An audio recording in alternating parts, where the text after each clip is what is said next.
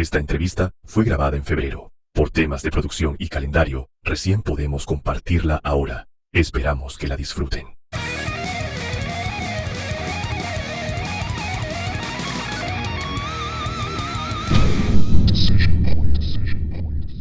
Hello everyone, welcome to a new episode for FJ Decision Point.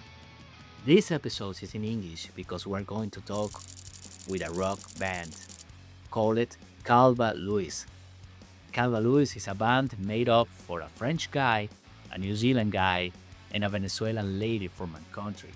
I hope that you enjoyed it. Let's get started. Dale play. Well, welcome guys to FJ Decision Point. It's a pleasure to me to can have this conversation with you with an excellent band, Calva Louise. Thank you very much, guys. Hi. Hi. Thanks for having us. Thank you. Okay. Now the a band that was born in 2016, right? So, um, and you are being playing there a mix, rock, punk, metal. How can you do that? And because your sound so good, your music is so strong, but with a mix of music. Can you tell us more about this?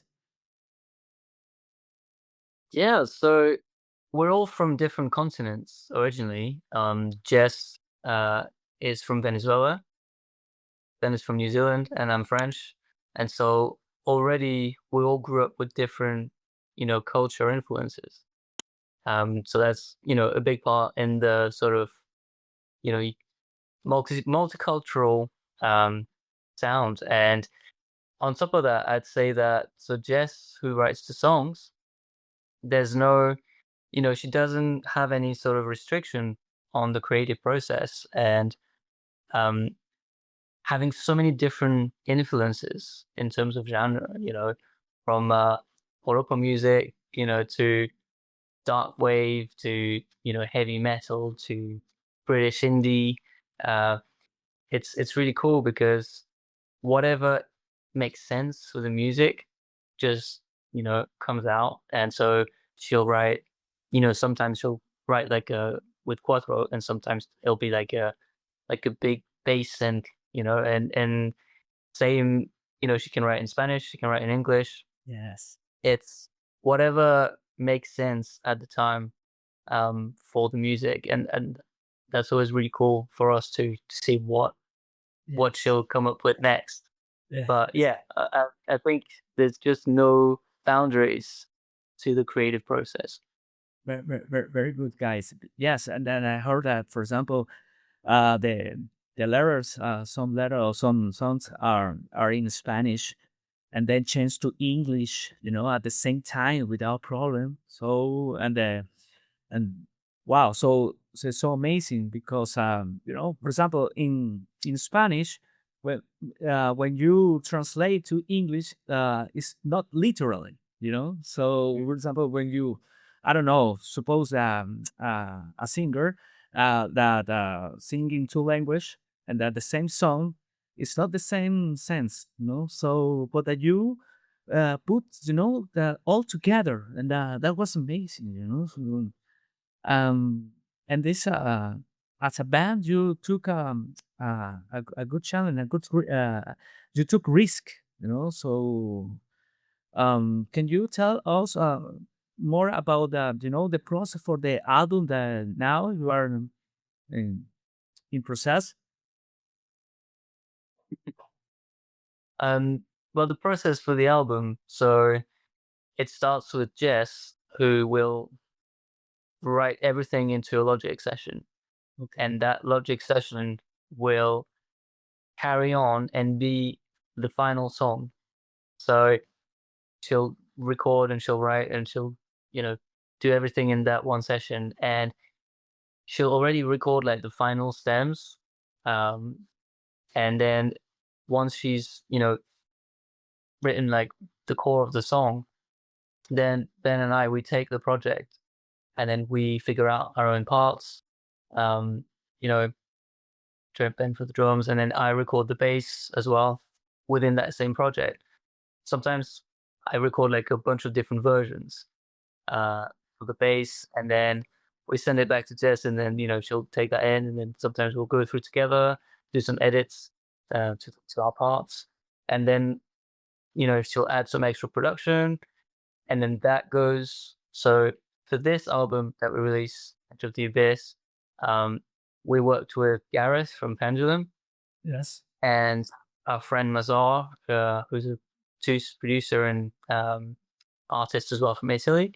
And so they both kind of like took the stems, did some little bit of production and a little bit of mixing, and then send it back. So it was a whole back and forth process, all remotely, because we're all in different places. So it was getting a little bit messy at times because Gareth was on tour most of the time, so he was somewhere on Earth, and then he was like, "All right, I've got 2 hours. Who's awake at 3 a.m?" Yeah. And so we'd all be like, "All right, let's go, let's get up." He was like, "Hope you guys have coffee." 2 a.m. Wow. Yeah. Yes. And we'd spend like 2 hours, on WhatsApp, and like he's got a cool streaming software where we could hear what he's playing on his computer remotely, and so we could just go through everything with him like that. And then when everything was done, it was mastered by his brother-in-law, Dean, here in the UK. So same again, remote process. But everybody's been amazing, really patient, really kind, and really, amazing on this whole album process. So Yeah, we didn't actually meet Dean until after the record was done. yeah, And actually, and Mazar as well, yeah.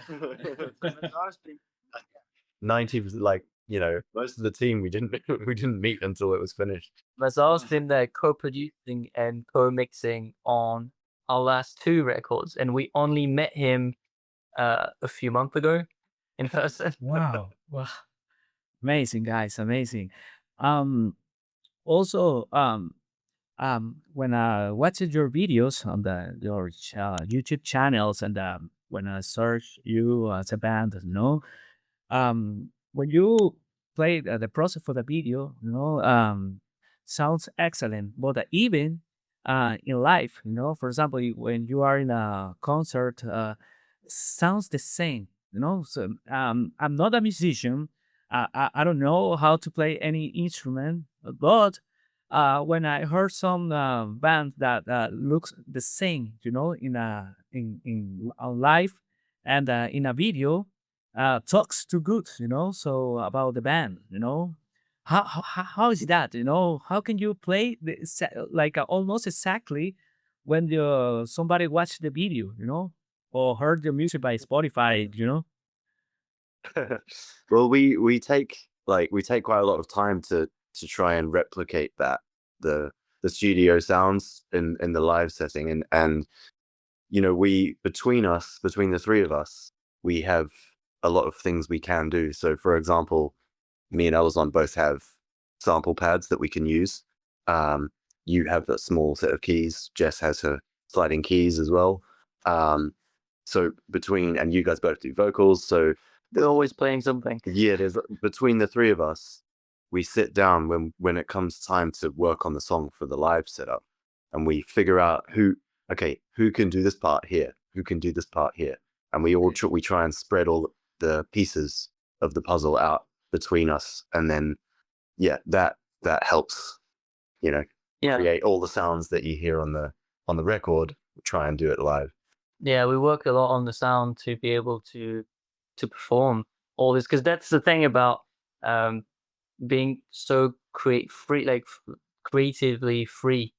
For the writing process, is that when Jess writes, sometimes there's synth and there's pads and there's there's electronics and there's quattro and there's piano and there's stuff, which is amazing. And then we're like, but then we have to play it. parts. And to play it live. And it's like, all right, how are we going to play this? Let's figure it out. But it's always fun to try things out, Yeah. and And so yeah, we work a lot. That's why bringing a song to live to the stage takes a bit of time for us. Like it's not like we can just learn the song and play it. No, It's we have to figure out. Yeah, we have to figure out, okay, the sounds, the part, like the keys sound. We have to find the right sound to reproduce what we recorded.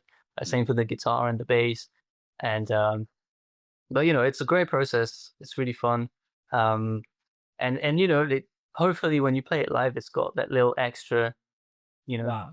energy in it. A lot of energy. And we also have a good sound engineer. Yeah. Shout out to Tom, Shout out to Tom. who Yeah. is our front of house engineer, who's mixing the show for everybody. So he's also very good. So yeah, if that helps. Great, guys, great. Now the many kind of different music are in the in this present, in the world. So some people think that rock is dying, but you are the sample that rock is not dying. So for example, I like a different kind of music, and you are as a musician, obviously because you are a mix of culture. But for example, I think that everybody love Metallica, and also as a band. But now they are not young, and people think that rock died. What do you think about this? As a rock band, as a very strong rock band. I mean, yeah, I'd say there's so much good music out there that's new. They're still being made.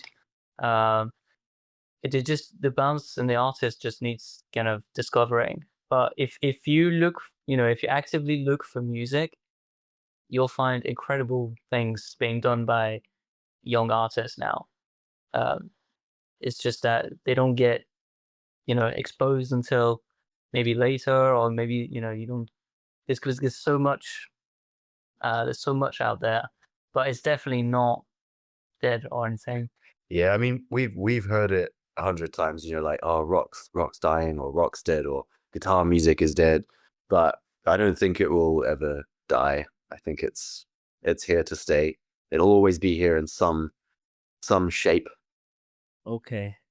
But that in my opinion, the good thing for the rocks is like you can screen, but play many kind of instrument, mix many things, and that is amazing, and when how is to take the risk, to be in a big country like England, and can live for this, in the United Kingdom, because for example, as I know, Alison and Jens came to England at the beginning, and then know you.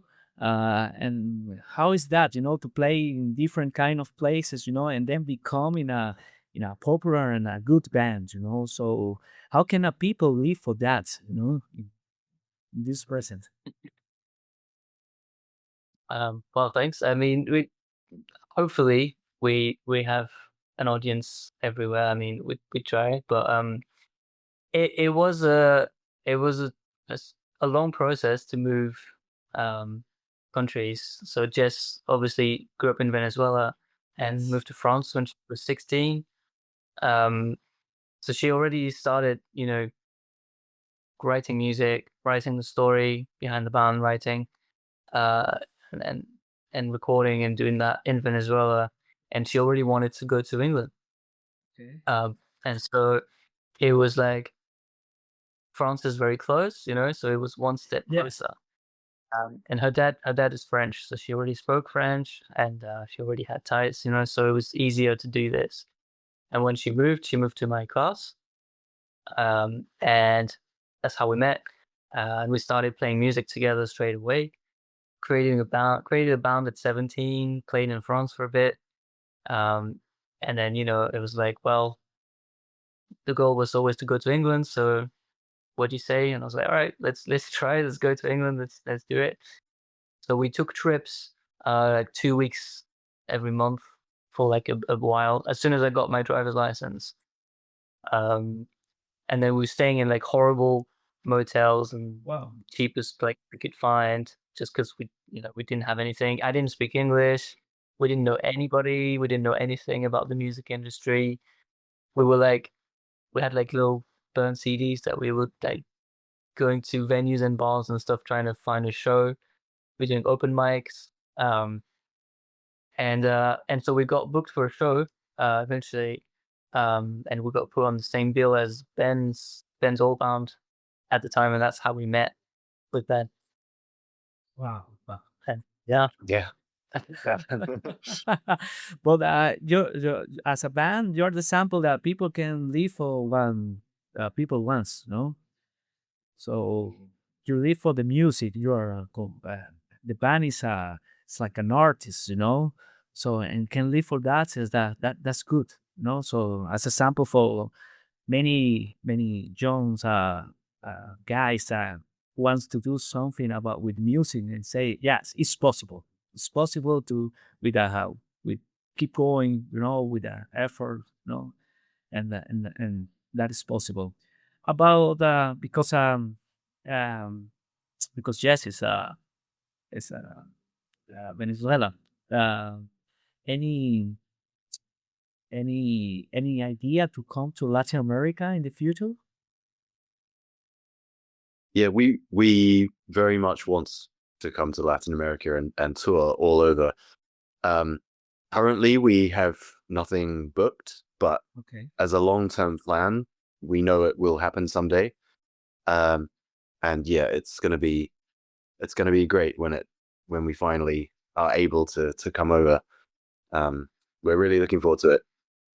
Oh, very good, very good. And now, what is the future for this? Any tours now? Maybe in England or Europe? yes. So we are heading out into the UK in April. So we're doing a headline tour in UK at the end of April.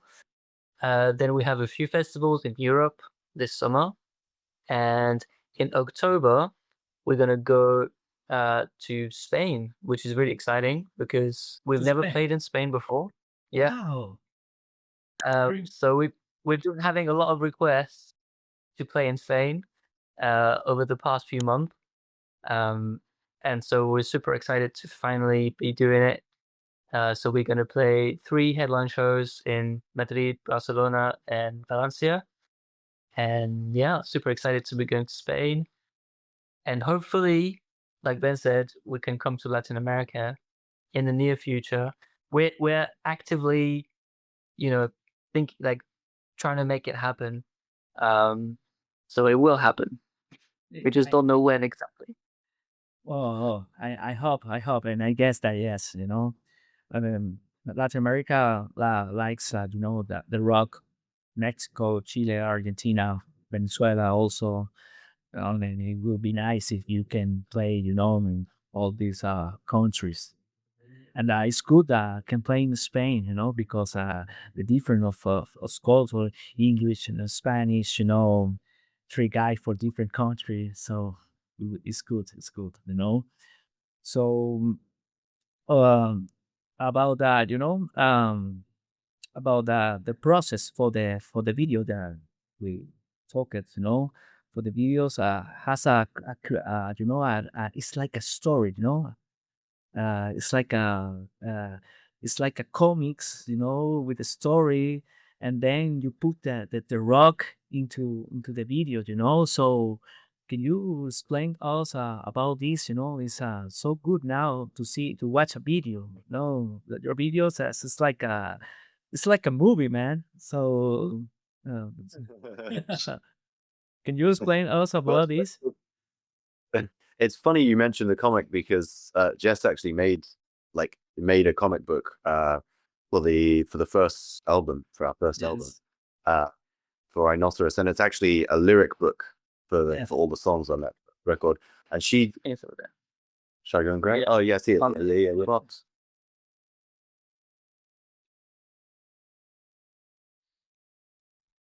There you go. Oh, That's it. And she was actually working on some of these illustrations before we recorded the album. But the And- comic book even probably started before the band, because like Yeah. before the band actually formed for real. Yeah. Wow. But yeah, I mean, on that note, Calva Louise has always been an overarching story, and it's always music is the first medium, I guess the main one, but it spans the whole video sector as well as other visual elements like a comic book, for example. And yeah, I mean, the story that Jeff created, it started before the band existed. Hasn't it? Going for before you met Jeff. Yeah, but I think she started when she was in Venezuela. Yes. And so the band, yeah, like the band and music is like one of the ways to tell a story. And so that's why the videos are another way to tell the story and show the characters. And we've always tried to do that, to like show the story in many ways. And it was more difficult at the start because we didn't have even less means and less money and less knowledge. So it was very difficult to tell a story like that. There was a bit more abstract. But, you know, recently with the last two albums, we've been able to have a bit more knowledge and meet people who were willing, our friends were willing to act in the videos. And so Jess started to learn all this crazy visual effects.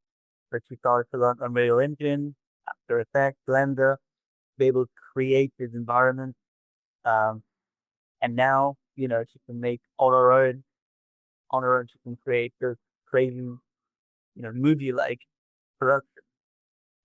Which is amazing because finally we're able to tell the story in a much more concrete way, which is a lot more understandable. So yeah, the story's always been there, and it will be there always. Yes. It's And always through the music in any kind of medium. wow. It's a very good creative process. Mm. That's very good, guys.